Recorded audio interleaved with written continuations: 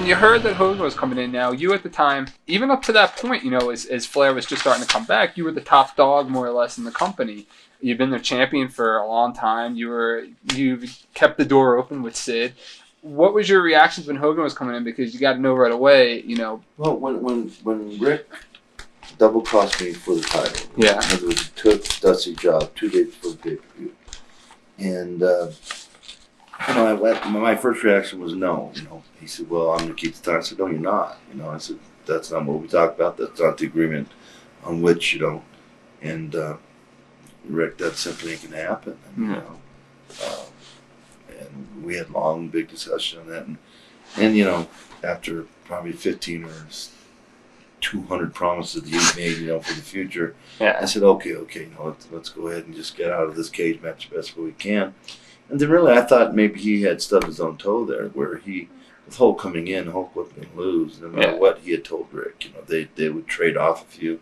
I mean, he beat Rick 4 straight, and pinned him 4 straight, and that certainly didn't do Rick any good at all. So I figured, well, maybe after winning 4 straight, and then he went to his buddy. What's his name? Savage? You mean as far as the title? Yeah, he went Butcher, the Barber. Oh, Beefcake, Brutus Beefcake, Ed Leslie. Yeah, in other words, he went from Flair, and then he chose his next opponent. Yeah. Which was the Butcher, I guess, at the time. Butcher, the Beefcake, whatever. And obviously the buy rate was horrible. The match was horrible. So it was like, okay, boom, Vader to the rescue, right? Yeah. Let's resurrect this thing. And I sat down with Eric and said, look, the guy just went 4 straight on Ric Flair. He just beat, and the best thing for Hogan, the best thing for Vader, the best thing for this company is with Flair as my manager, because Harley was hurt at that time. Flair was walking out with me as my manager. With Flair as my manager, I said, I have to go over. I said, one, you owe me one from the deal with the Stargate thing with Flair. But the best thing for the company is, I've got to go over this first time on Hogan. And I'm not talking about a clean 1, 2, 3, but I'm talking about, I don't care. Give Flair a bazooka and shoot him in the back. Somehow let me walk out of that belt and get the heat.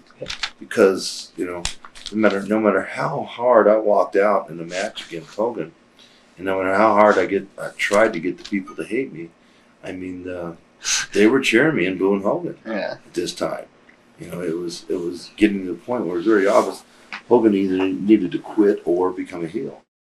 Obviously, he eventually ended up doing it. And at one point, had told Eric, that I would have to consider, if you don't do what's right for me, if you don't want to do what's right for me, and if you don't want to do what's right for Hogan, if you don't want to do what's right for yourself, then do what's right for the company. Because then you imagine, had I went over that first match with Terry, right, and had Terry had the sense, you talk about a swerve. He kicked out of my he got up off my finish before the series. Yeah. And he told me, I was told to give it to him. He was going to lay there. Next thing I know, he got up. And what are you thinking at that point?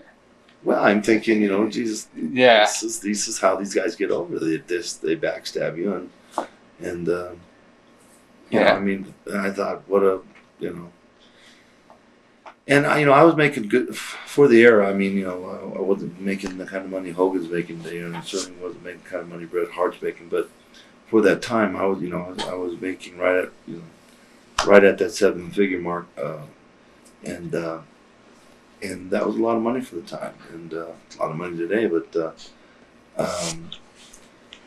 had to give a lot of thought, about that. Just saying no. Look, this is the way it's going to be, or you can fire me and I'll go up and talk to Vince. Yeah.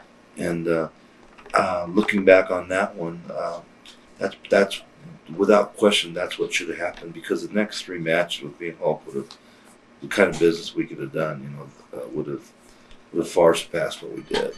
Absolutely. There were a lot of the newsletters anyway. sometimes they're right, sometimes they're wrong, were saying that Hogan Vader is going to be a shoot because you were just pissed at that point and you just said, I've had it. Was there any truth to that? No, I'm professional, and I've never gotten in the ring and intended to try to hurt anybody. I know I have hurt people, accidentally, and I know I've been hurt accidentally a lot, but no. At the time that Hogan came, like I said, it was a completely different time in WCW than it is today. What was the locker-wide reaction to Hogan coming? Were people shaking their heads? Were people happy because business was going to be up? Or, Well, for the most part, the people were on guaranteed contracts, so it really wasn't going to affect them in one way or the other. But I think the Hogan coming to WCW would be perceived as positive. Certainly it was going to be good for business, and the crowd were going to improve, and maybe you weren't going to make more during that contract, but if you were one of the top guys, you could certainly ask for more money in the next contract. So the general perception was, yes, it was very good, and again, I just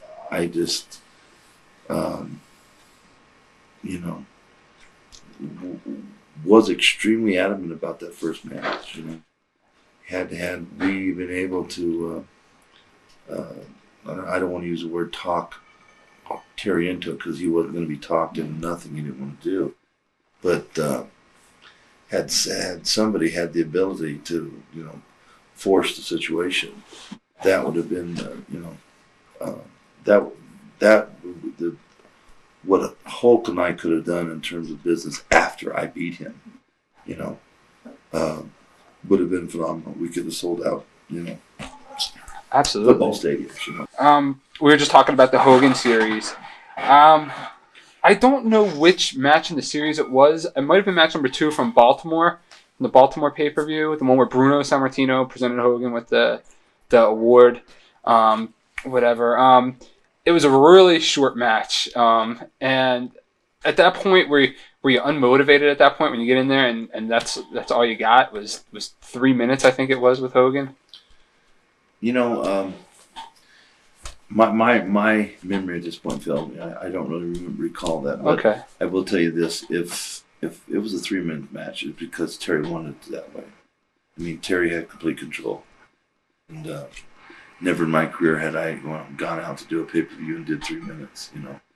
And certainly would have not done so. Unless that's what he said that he was doing, or he might have just changed his mind when he got out there. Well, I remember it was a big story at the time. Everybody was just shocked that it would, it went, that short amount of time. But if you're saying it happened, so I believe you. I don't recall that, but when you're in the ring with Terry and he says, "Let's go home," and if it's 3 minutes or he's in control, and so I would have had nothing to do with that. Whether he decided to do that before or during the match. So you'd have to put that one on Mr. Hogan. Was there a lot of problems? And not trying to dissect this thing too much. As far as working with Hogan, the cage match that you did with Hogan. Apparently, from what I understand, and I could be wrong, and that's why I'm asking. The finish of the cage match was vetoed several times because Terry Hogan didn't want to look prone to pinfall, more or less. Is there any truth to that? That the finish had when Flair came down, and originally it was rumored to be that you guys were to have left Hogan laying as you were, as you were on top of him, you were in control. But then it wound up that Hogan wound up getting out of the cage, and it just wound up with you and Flair. Terry was famous for agreeing to stuff. Yeah, sure, sounds good. And then the day of the match, say, no, this is what it's going to be. An hour before the show, so that it gives you really no opportunity whatsoever to try to compromise or change the situation. And like when we were in Vegas and they said, "Cherry wants you to powerbomb," he's gonna lay there because he thinks it'd be good business, and then he gets up and calls a spot with me. I couldn't believe it. It's the most unprofessional thing anybody had ever done.